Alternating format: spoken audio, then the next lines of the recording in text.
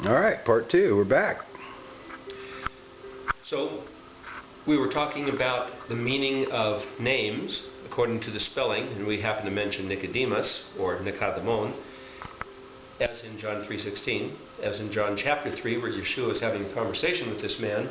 But numerous times in the Tanakh, the Almighty giving His name as Yud He Vav He, or Yahweh, or Yahuwah, or Yahuwah, different ways to pronounce it. He mentions that He is this Elohim of Abraham, Elohim of Yitzchak, and Elohim of Yaakov. And quite often He'll say it just like that. I'm the Elohim of your forefathers, your Aviot.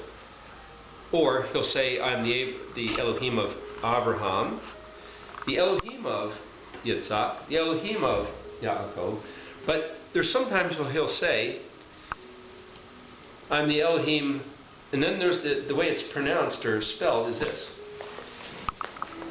There's the letter Lamed, which means unto or regarding Avraham. Aleph, Bet, Av, Resh, He, Mem. Avraham. And then there's Lamed, Yod, Zadi, Chet, Kuf, which would be unto Yitzchak. And then he says Lamed, Yaakov, which would be Yod, Ayin, Kuf, Bet. Now, if you see this in the verse and it says, oh, I am the Elohim of Abraham, of Yitzhak, and of Yaakov, well, that's one way to read it as a translation. But what I want to show you in this little video here is that there's a different way to read this. So again, going back to the red dictionary, let's look up Avraham. Well, if you look on page 4, you get the word spelled Aleph Bet Resh.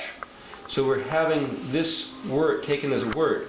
Now you could take He Mem as a suffix, and it basically means them or they. It's basically the third person plural. Aleph as a suffix can be usually rendered as I am or I will ... in which case you could take Bet Resh He as the verb. So there's a couple different ways to take this. Lamed basically as a prefix means unto, regarding, by, for, in consideration of. But here, let's take this. Aleph Bet Resh in the dictionary here means pinions, limb, member, organ.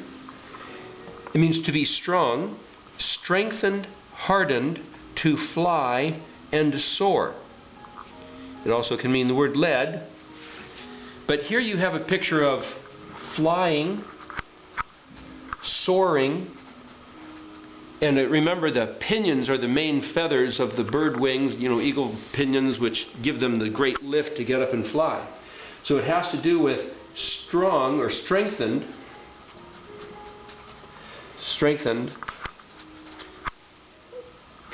wings, you might even say. Strengthened wings. Now, if you look at the word for Bet Resh He, you go to another page here, which would be page 82 in the Red Dictionary. It means to recover, restore, eat bread. He served a mourner with food after the funeral. But it also means to choose. It's related to Bet Resh Aleph, which means to be fat or recuperated or made healthy, which is actually the word used when he says in Genesis 1:1, Bereshit bara Elohim. That word bara, Bet Resh Aleph, means to recuperate or become fat, which is why some people believe that there's the reference of a pre-existing earth and its condition of being destroyed before He recuperated the earth, made healthy the exhausted condition previously, which is why when it says that the earth starts off, Elohim created the heavens and the earth, but He never says how He did that. He just goes on with let there be light and separating water from water, the sequence of the 7 days. Just so you know, that's where that comes from. But the root of these two words here, Bet Resh, is also found on page 82, and it means threshed grain or corn, pure and clean. Threshed corn is something where you've gotten all the husk off and all the chaff off and all the dirt out of it, and now you've got a pure grain that you can use for cooking. for eating. It also means an open field, which is to lie uncultivated, which means there's no forest on it, there's not a crop on it, it's just lying there kind of wiped out and empty and clean. So this concept of Bet Resh is empty and clean, or if it has to do with choosing, then you could say choosing something that's been refined. Bet Resh also means outside of or except, which means nothing else in consideration except for this. It is a word for bar, as in bar of metal, meaning if you take a rough piece of steel, like for example in carpentry, they used to make 2x4s out of rough sawn wood, which is literally 2 inches by 4 inches, but then they sent them surfaced on 4 sides by a planer, and you get what we now get today, if you buy it in the hardware store, lumber yard, that's 1.5 inches by 3.5 because it's been surfaced. It's been milled to specification. It's where we get the word bar. A bar of metal has been milled to specification. So hence a bar mitzvah. The word bar, bet resh aleph, in Aramaic is the word for son. You could say, oh, it's the son of the covenant because mitzvot are the instructions of the covenant. But it's more like, here is a son who has been made clean and purified and selected to the grade, to the classification of pure and clean because he regards the instructions of the covenant. So that's what this bar means. So to look at this, when he says, I am the Elohim unto Avraham, it's not just saying, oh, I am that guy's God, that guy's deity, that guy's Elohim, but he's saying, I promised him that I would recuperate you, you who choose my ways. Bet resh means to choose, bet resh hey. If you choose me, I promise that I will recuperate you, strengthen you as with wings to rise up like an eagle and fly. Now that's a promise of the covenant given la Avraham. This word to la Yitzhak, the letter Yod is a prefix, but then you have the root of the word, which is Zadi Het Kuf. And if you look then on page 544, you'll see that the word simply Zadi Het, which is these two letters right here, means dazzling, glowing, bright, and clear. If you look at Zadi Het Kuf, you get to laugh.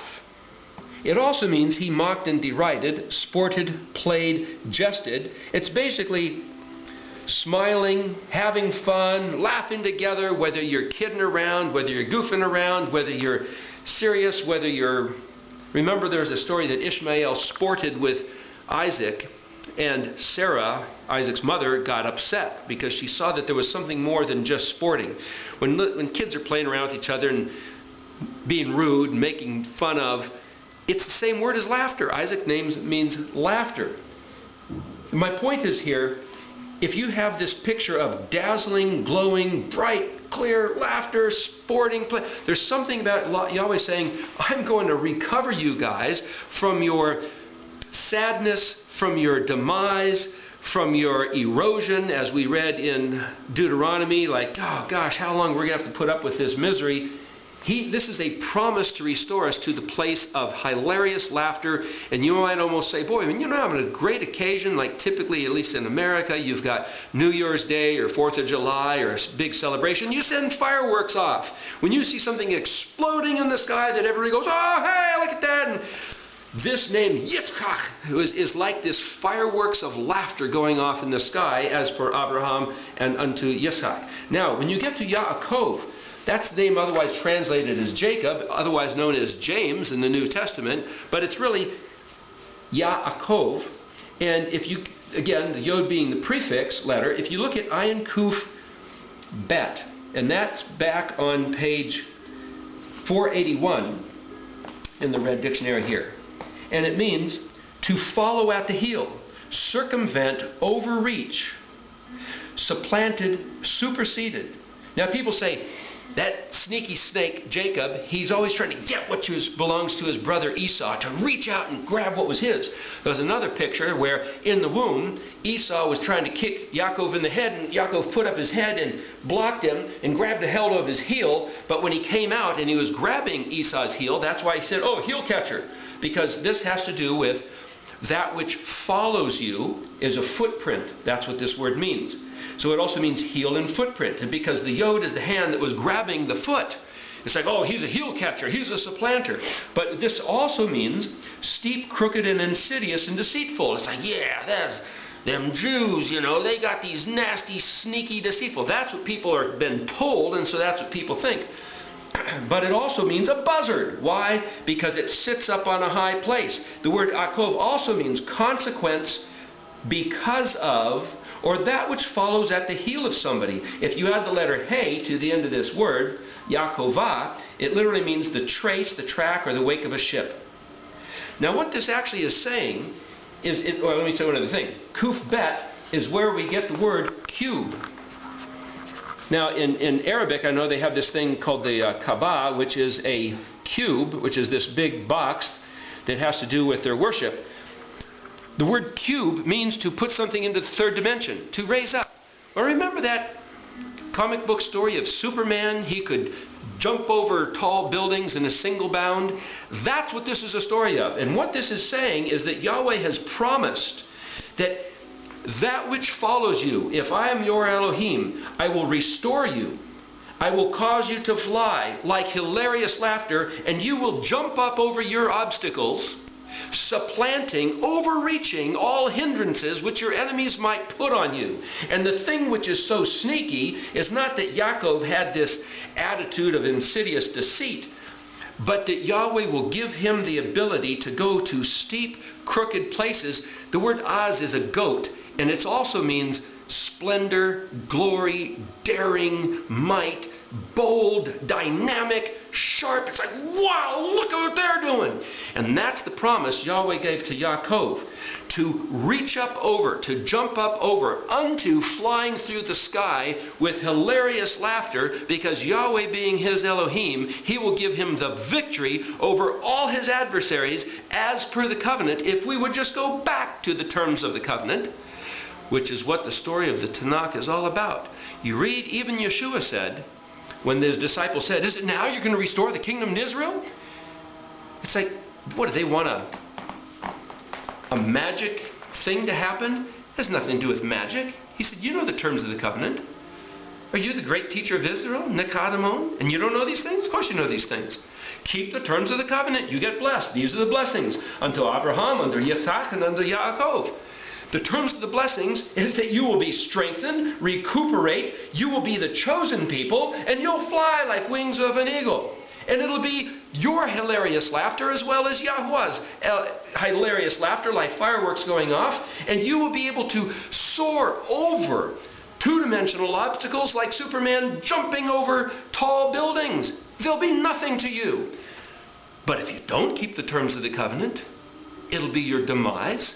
It'll be your subjection. It'll be you having your face shoved into the dirt and dragged along behind your enemies, which has happened up until this day.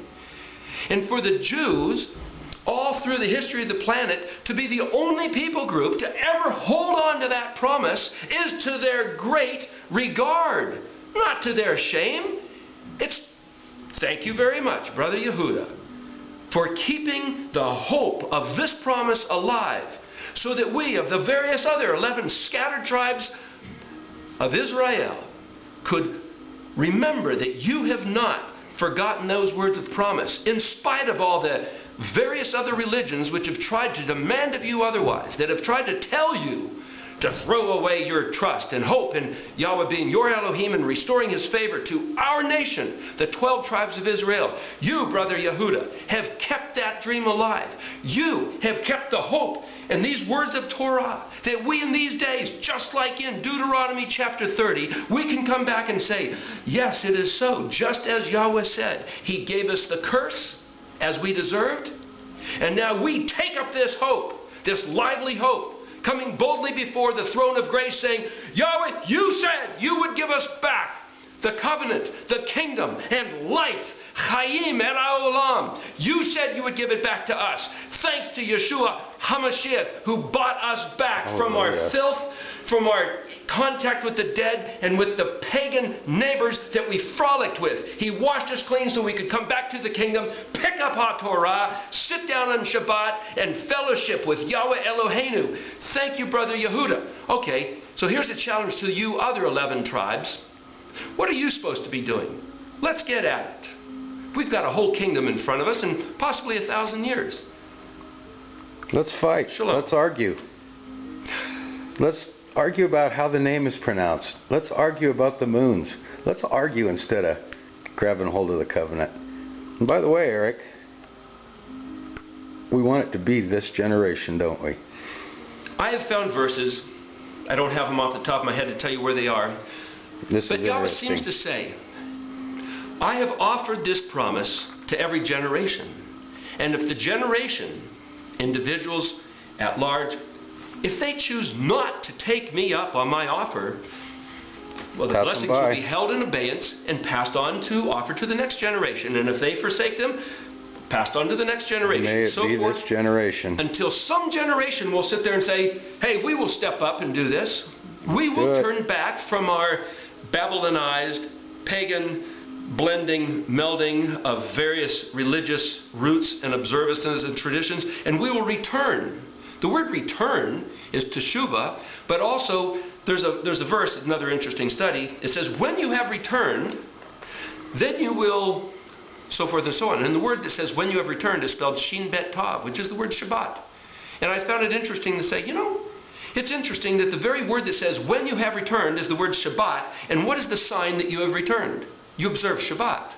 So all those people that say, we don't have to keep Shabbat, we can do it whenever we want, you can do anything you want. I'm not telling anybody that they have to do anything. What I'm saying is the scriptures indicate that when you have returned to the words of HaTorah that he gave to Moshe on Mount Sinai, as per Deuteronomy chapter 30, which I would encourage you to go back and read, you might want to read it in cahoots with Deuteronomy 29, that the evidence that you have indeed returned is that you regard Shabbat by sitting down on the seventh day as prescribed, not as the one that was convoluted and, you might say, imposed by humanity under the guise of being the vicar of Christ on earth, a.k.a. the ecclesiastical authority of the church.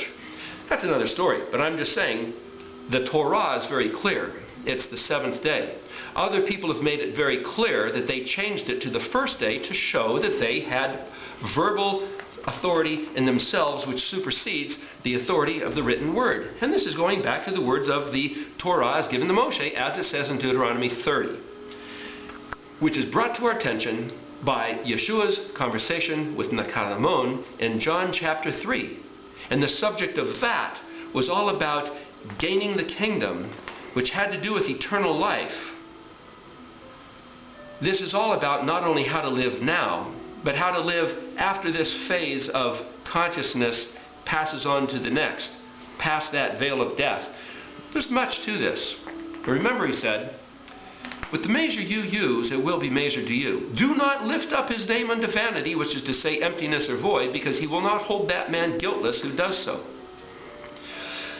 If we lift up his name as if it's light and this is nothing, this is worthless, this is to be despised and rejected, I believe what he's telling us is that what will be dumped on us or imposed upon us in the eternal regard is the same attitude about us will be poured on us as we render attitude to his name here and now. I mentioned John 3:16. You might say the other side of that is that the most significant verse, you might say, in the Old Testament is in Malachi chapter 3:16. John 3:16, Malachi 3:16.